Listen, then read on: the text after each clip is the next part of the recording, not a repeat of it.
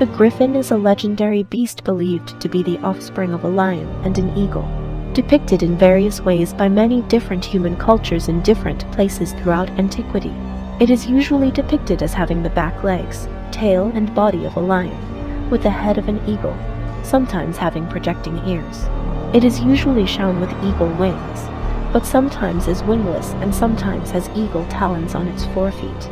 The eagle part was sometimes covered in feathers, while the lion part had fur.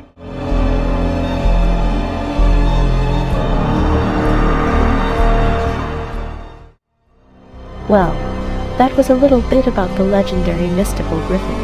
Thanks for visiting Fun's channel. Us characters were created in Character Creator 3 and animated in Iclone 7. Goodbye.